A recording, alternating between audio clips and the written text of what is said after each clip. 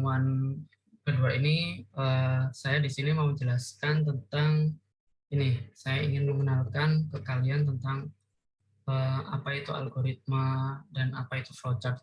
Untuk nanti kita akan lanjut ke sini. Kita akan perkenalan tentang bahasa C itu apa. Baik, jadi di sini kita akan belajar dari dasar lagi untuk memperkuat fondasi kita dalam memahami bagaimana pemrograman itu berjalan. Gitu. Nah, jadi di sini kita harus paham tentang gimana alur cara mengerjakan program secara runtut dan benar. Gitu. Nah, di sini ada istilah algoritma dan flowchart. Mungkin di SD belum atau di SMP belum tahu ya.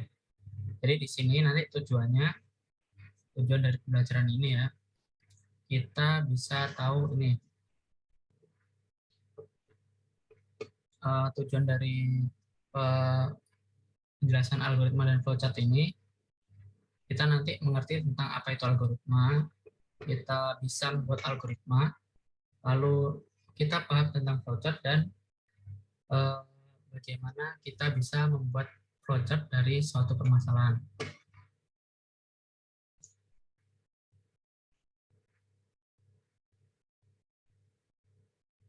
Nah, jadi dalam sebuah pembuatan program itu ada namanya tahapan. Nah, tahapan ini sebenarnya harus urut dari kalau mau pemrograman itu kita program itu mau secara maksudnya bisa baik. Nantinya kita bisa program lancar kalau tahapan pembuatan programnya itu urut. Nah, yang perlu kita tahu itu di sini ada namanya input. Ada namanya input. Ini ya, saya tuliskan di sini. Ada namanya input. Input itu masukan. Lalu dari masukan tersebut akan menuju proses. Setelah menuju proses, maka akan keluar keluaran. Nah, ini adalah skema simple yang nantinya akan digunakan terus-menerus di sebuah pemrograman manapun, baik di bahasa C, C++, Java, ataupun yang lain. Nah, seperti itu. Dan ini harus diperhatikan. Contoh, saya buat contoh sederhana ya, untuk masalah matematika yang paling gampang. Di sini di matematika itu, kalau kita akan membuat sebuah perhitungan luas persegi, kita pasti harus mengetahui dengan inputnya itu adalah panjang dan lebar. Lalu prosesnya itu menghitung luas persegi. Dari proses penghitungan luas persegi itu kita dapatkan luasnya. Dalam biasanya untuk satuannya itu meter persegi kan. Itu contoh sederhana yang ada di matematika ya, paling sederhana. Nah, lalu di sini setelah kita mengetahui permasalahan yang akan diselesaikan, kita menganalisa penyelesaian masalah. Kita tahu inputnya, prosesnya, outputnya, lalu kita bisa menganalisa penyelesaian masalah. Oh, ternyata ketika panjang dan lebar itu sudah ada, kita cukup menggunakan proses seperti kalau ingin luas persegi itu berarti panjang kali lebar. Nah, dengan begini kita tahu dan bisa menyelesaikan masalahnya. Lalu di sini, nah setelah itu baru kita tahu apa itu input, apa itu proses, dan apa itu keluaran. Kita bisa membuat algoritma flowchart. Lalu baru di sini kita menulis program. Nah, jadi urutannya seperti itu. Harusnya sebelum membuat program kita harus bisa membuat algoritma dan flowchart. Baru setelah itu ini kalau misal ada mau ditambahkan, jika misal cita-citanya mau jadi programmer beneran, di sini harus ditambahi dengan dokumentasi gitu. Nah, jadi algoritma itu apa sih? Algoritma itu sebenarnya adalah inti dari ilmu komputer. Jadi semua semua orang yang ada di teknik komputer, teknik informatika itu harus mengerti apa itu algoritma. Gitu. Jadi saya pun belajar pertama tentang ilmu komputer itu harus mengerti algoritma. Nah, sebenarnya apa sih algoritma itu? Algoritma itu adalah gambaran langkah-langkah dari penyelesaian suatu masalah. Jadi simpelnya dia itu kayak step by step dari sebuah permasalahan seperti itu. Nah, ini intinya seperti itu. Jadi ini untuk keterangan lanjutnya bisa dibaca lebih dibaca sendiri. Baik, nah ini contoh algoritmanya ya. Jadi ada sebuah permasalahan seperti ini. Menghitung luas lingkaran dengan masukan berupa R. R itu jari-jari ya. Jadi petunjuknya di sini luas lingkaran tersebut dapat dihitung dengan rumus seperti ini. Biasanya luas sama dengan Pi kali R kuadrat. Nah, ini algoritma yang diperlukan untuk mendapatkan luas lingkaran tersebut. Jadi yang pertama, kita tentukan konstantanya. Pi kan sudah tetap kan. Pi kan 3,14 atau di sini kalau di SD atau SMP kelas 7 kan diajari Pi itu 22/7 untuk kasusnya jari-jari kelipatan 7 atau 3,14 untuk yang lainnya. Nah, seperti itu. Lalu setelah kita dapat kita dapat konstanta Pi, kita masukkan R. R-nya itu terserah mau berapa. R7, pokoknya jari-jari terserah. Nah, setelah itu baru kita masuk ke ini algoritma hitung luas lingkaran. Nah, baru ini nanti rumus ini dimasukkan di algoritma ketiga. Nah, lalu baru yang nomor 4 kita mencetak luas lingkaran. Nah, ini biasanya kalau di C++ kemarin kalian bisa pakai fungsi cout ya. Jadi nanti untuk fungsi C sendiri atau nanti misal kalian ingin menjelajah tentang Python itu nanti ada fungsi tersendiri untuk mencetak luas lingkarannya dalam bahasa pemrograman. Nah, lalu ini ada contoh algoritma 2. Ini ada studi kasus, mungkin dari kalian mungkin kalau misal tertantang boleh dipikirkan. Di sini adalah menentukan apakah suatu bilangan merupakan bilangan ganjil atau genap. Ini bisa kalian coba pikirkan ya. Jadi tapi ini untuk sekarang saya skip dulu. Dan contoh algoritma 3 ini juga akan saya skip. Kenapa? Soalnya ini ada advance untuk tingkat dari kalian. Jadi contoh algoritma yang sekarang ini ingin saya contohkan itu seperti ini. Contoh algoritma yang mudah ya. Tadi kan ada kasus di ini, kasus di matematika. Sekarang contoh kasus di keseharian, contoh algoritma di keseharian. Contoh di sini apa? Memasak mie. Contoh algoritma memasak mie.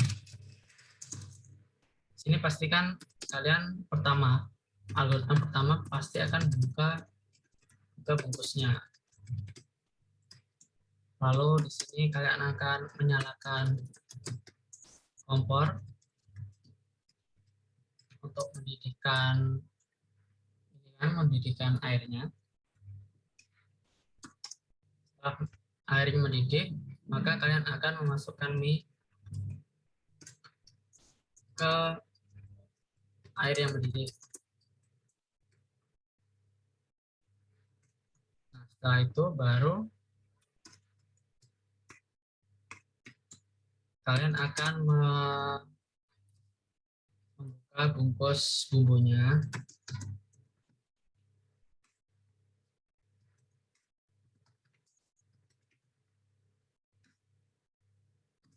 Setelah matang, maka akan kalian pindahkan ke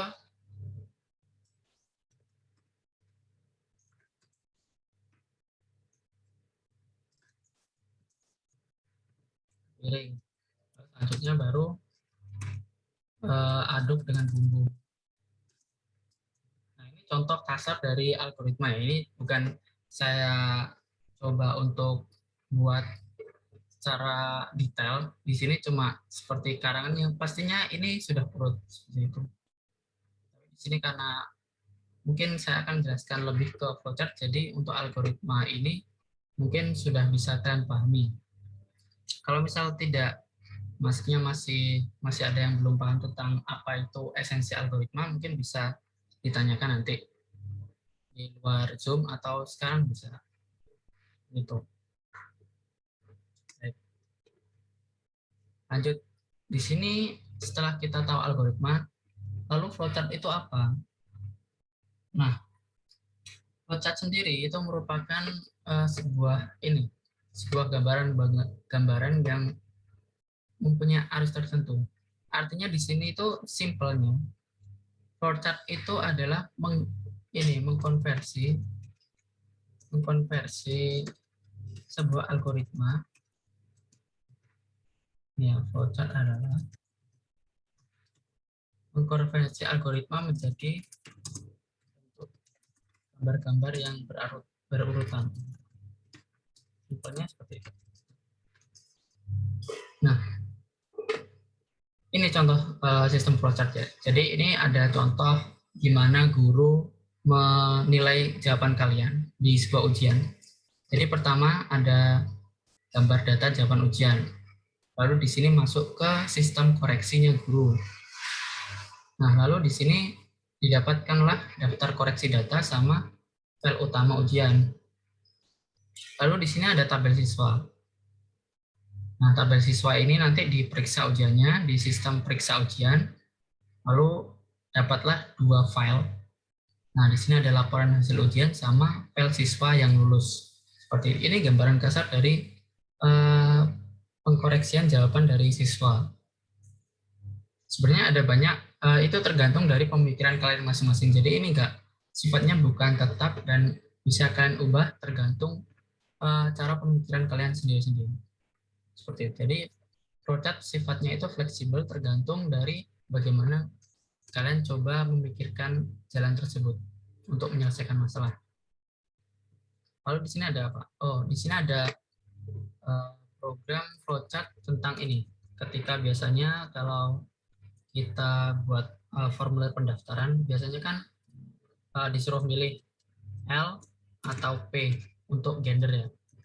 Biasanya kalau kita daftar aplikasi atau apa, biasanya disuruh pilih L atau P. Nah, itu. Nah, di sini, ini simpelnya ketika kita memilih L, maka akan mencetak laki-laki, dan ketika kita memilih P, itu perempuan.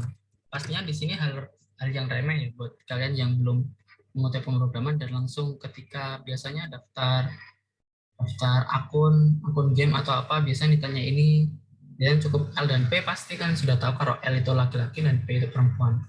Nah, bagaimana bentuk flowchart yang ada di dalam program tersebut itu kurang lebih seperti ini. Jadi pertama di sini akan ada ini, print judul ini biasanya gender, lalu read data. Read data ini kalian memilih L atau P. Nah, di sini ketika kalian memilih kode P, sini ya, akhir file adalah apa. Nah, di sini misalnya kalian pilih L. L itu langsung ditanya di sini kode P. Apakah kode P? Maka kalau iya, maka akan masuk di print perempuan gitu.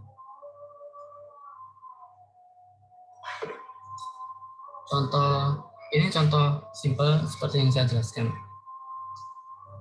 Lalu di sini ada simbol-simbol flowchart. Nah, ini yang cukup penting juga perlu kita ketahui tentang simbol-simbol flowchart. Di sini ada flow direction symbol atau simbol penghubung alur, simbol proses, dan simbol input output. Nah, di sini coba kita pahami pelan-pelan ya bagaimana simbol ini digunakan dan dimanfaatkan. Simbol arus ini digunakan untuk menyatakan urutan, seperti yang ini tadi. Nah, jadi ini urutannya dari sini, dari data jawaban ujian ke koreksi. Jadi tidak bisa dibalik, dari koreksi ke data ujian nggak bisa. Jadi yang benar data jawaban ujian ke koreksi. Tuh. Lalu di sini simbol konektor. Ini biasanya kalau digunakan kalau misal kalian buat di dibuat dalam satu lembar, tapi nggak cukup konektornya. Jadi ini nanti bisa pakai ini untuk konektornya. Ini sama, gunanya simbol offline connector ini juga sama untuk menyatakan sambungan dari satu proses ke proses lainnya dalam halaman yang berbeda. Ini untuk halaman yang berbeda, ini untuk halaman yang sama. Lalu bagaimana dengan simbol prosesnya? Nah, di sini ada banyak bentuk ya. Untuk persegi panjang sendiri itu menyatakan tentang proses yang dilakukan oleh komputer. Biasanya di sini sistem ya, sistem. Jika kalian menghitung luas lingkaran, maka di sini adalah blok untuk rumus luas lingkarannya. Biasanya PR kuadrat di sini. Lalu di sini simbol manual. Di sini untuk menyatakan suatu tindakan proses yang tidak dilakukan oleh komputer. Biasanya ini bisa kalian gunakan untuk ini, masukkan angka, masukkan apa, pokoknya input itu bisa kalian taruh di sini. Lalu di sini di simbol logika ini biasanya digunakan untuk menghasilkan dua kemungkinan jawaban ya atau tidak. Seperti misal di sini ada pilihan seperti ini ya.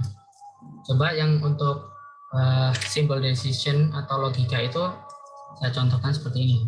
Oke. Ini misalkan simbol decision, maka dia akan memunculkan seperti ini nanti.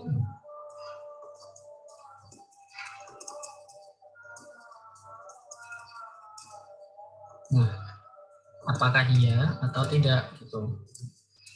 Yes or no. Nah, jadi ketika di sini ditanya apakah misalnya luas lingkaran tersebut sama dengan 100 misal. Nah, seperti ini. Jadi nanti ketika ditanya dari sini kan kalian buat program lingkaran, terus kita dapat luas lingkarannya itu misal 100. Nah, lalu kita masuk ke simbol ini. Apakah luas lingkarannya 100? Kalau iya, nanti maka kita misal cetak ya jawaban benar. Atau nanti no itu nanti cetak misal jawaban salah. Jadi seperti itu untuk contoh simpelnya dari penggunaan simbol logika yang seperti ini. Seperti belah ketupat ini ya. Lalu untuk ini ada simbol predefined process. Ini untuk menyatakan penyediaan tempat. Biasanya ini digunakan untuk ini inisialisasi nilai. Seperti nanti kalau misal predefined itu seperti ini. Contoh kalian sudah tahu kalau Pi itu nilainya 3,14. Nah, ini jadi nanti bisa kalian masukkan ke simbol predefined. Predefined itu berarti kalian masukkan dulu nilainya. Oh, ini sudah di-define kalau Pi itu nilai tetap 3,14. Gitu. Lalu di sini ada proses simbol untuk yang lainnya. Jadi di sini ada simbol seperti oval ini simbol terminal untuk menyatakan permulaan atau akhir suatu program. Jadi biasanya di sini ada tulisan start di mana. Nah, ini kan oval, start dan end. Itu menjadikan untuk awal dan akhir program. Lalu di sini ada simbol keying operation, simbol offline storage, simbol manual input. Nah, ini bisa biasanya digunakan, cuma tidak terlalu sering. Mungkin yang digunakan adalah 1 sampai 5 ini. Jadi untuk sekarang mungkin cukup perlu tahu dari simbol 1 sampai 5 ini. Tuh. Lalu di sini ada simbol input output. Nah, simbol input output itu apa? Simbol input output itu biasanya untuk mendefinisikan cetak atau masukkan input. Nah, itu pakai ini. Pakai jajar genjang. Nah, itu untuk menyatakan proses input dan output tanpa tergantung dengan jenis peralatannya. Gitu. Nah, ini simbol punch card, simbol magnetic tape, ini biasanya jarang digunakan. Yang sering digunakan itu simbol input output. Lalu di sini ada untuk input output dokumen ya. Di sini biasanya simbol seperti ini untuk mencetak laporan ke printer. Nah, ini mungkin lebih advance dan kita mungkin belum perlu tahu dulu untuk simbol input output yang ini.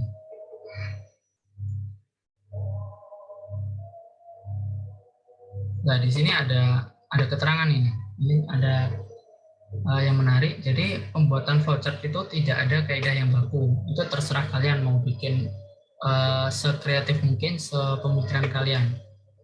Karena flowchart tersebut adalah gambaran hasil analisa kalian terhadap suatu masalah. Jadi bisa saja kalian bikin flowchart itu nggak harus sama seperti yang sama seperti teman kalian. Jadi bisa berbeda-beda.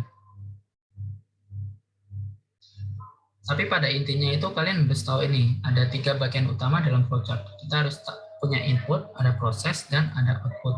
Seperti itu. Nah, di sini ada peringatan-peringatan ya, hindari pengulangan proses. Lalu ada gambarkan jelas bahwa proses itu dari atas ke bawah dengan tanda panah yang jelas. Lalu diberi ini ada titik start, ada titik end, itu biasanya ciri khas dari flowchart sendiri. Ini apa ini? Oh, ini biasanya ini contoh flowchart untuk ini ya. Biasanya kalau kita ke KFC atau ke McD, nah biasanya kita di sini kita akan pertama ini start, lalu kita akan mendekati si pembeli kan, atau ini mendekati counter, lalu kita akan memesan burger atau memesan ayam gitu ya. Lalu di sini ditawari lagi oleh si penjual ya, apakah Anda ingin kentang goreng atau apakah Anda ingin yang lain. Nah, jika iya, maka penjual akan memesankan ini. Lalu ditanya lagi, apakah ingin minum? Nah, kalau iya, maka akan diorderkan sebuah minuman, entah itu jeruk atau entah itu teh. Nah, tapi jika tidak, maka kalian akan lurus seperti ini. Jika tidak, seperti biasanya ini bisa ditemukan di sebuah kasus Indomaret ya. Kita sering ditanyai apakah ada kartu member atau apa, itu bisa dijadikan sebuah flowchart juga dari kalian contoh mungkin. Jadi biasanya itu yes no gitu. Jadi ketika kalian punya kartu member, maka kalian akan ditanya lebih lanjut di bagian sini. Seperti itu teman-teman. Nah, jadi untuk exercise ini mungkin belum dulu ya. Jadi di sini saya ingin kalian lebih mengenal tentang algoritma dan flowchart sendiri, karena mungkin tugas sebelumnya juga kalian sudah diberikan tentang bagaimana kalian bisa belajar mandiri tentang algoritma dan flowchart itu berjalan. Nah, mungkin di sini saya ingin sekedar mereview dan menjelaskan kembali tentang algoritma dan flowchart tersebut. Baik, jadi untuk pertemuan ini mungkin cukup itu saja ya. Jadi jangan banyak-banyak. Jadi mungkin yang perlu kalian tahu dan pelajari mungkin untuk ini, simbol proses sama simbol input output itu harus diketahui dulu. Sama ini diperhatikan untuk contoh flowchart yang ini cukup mudah untuk dilihat. Soalnya kenapa? Ini nanti sangat penting ketika kalian bawa ke ini. Saya contohkan ya, ini saya habis lihat sebuah pertandingan JLT ya. Jadi sebenarnya nanti bisa saja kalian diikutkan lombanya itu biasanya tingkat robot SMP itu tentang ini, robot land racer yang biasanya ngikuti jalan ini kan, mengikuti jalan. Nah, flowchart itu dan algoritma itu sangat berguna ketika kalian menentukan ini, bagaimana kalian nanti akan dari start bawah ini menuju ke finish. Nah, itu biasanya gini. Ketika robot kalian maju sampai sini, di persimpangan pertama, itu kalian akan menemukan sebuah persimpangan kan, ini pertigaan. Nah, ini kalian harus mendefinisikan robot itu ketika menemukan persimpangan harus belok kemana. Persimpangan pertama belok kanan, persimpangan kedua belok kiri, persimpangan belok ketiga belok kiri. Nah, itu harus kalian saat kalian lomba itu harus kalian tentukan secara cepat gitu teman-teman. Jadi flowchart dan algoritma itu sangat dibutuhkan dalam awal sekali dalam pembelajaran pemrograman seperti itu. Jadi saya harap sih kalian sudah sangat paham ya tentang algoritma dan flowchart. Nantinya biar nanti ketika kita offline dan misal ada sebuah pertandingan ya, pertandingan tentang tingkat SMP dan SMA, misal, nah itu nanti ketika kalian sudah saya bawakan sebuah robot seperti ini, nanti kalian langsung bisa dengan mudah memahami bagaimana cara untuk membuat robot tersebut bisa melesat langsung ke finish dengan cepat seperti itu teman-teman. Baik, mungkin segitu dulu dari saya. Untuk pertemuan selanjutnya kita akan membahas tentang ini, sekilas tentang C. Di sini saya akan menjelaskan tentang sedikit sejarah dari C, menjelaskan kelebihan dan kekurangan bahasa C, lalu menjelaskan tentang apa itu compile dan apa itu linking dari program C, dan ini menjelaskan struktur penulisan bahasa C dan menjelaskan komponen-komponen program dalam contoh aplikasi sederhana. Ini untuk pertemuan ketiga. Baik, dari saya sekian. Jika ada yang ingin ditanyakan, mungkin bisa lewat chat, bisa lewat private chat ke WA saya. Untuk tugasnya ya, jadi untuk tugasnya mungkin akan saya sampaikan di hari Minggu, teman-teman. Baik, jadi sekian dari saya. Terima kasih atas waktunya. Saya ucapkan wassalamualaikum warahmatullahi wabarakatuh.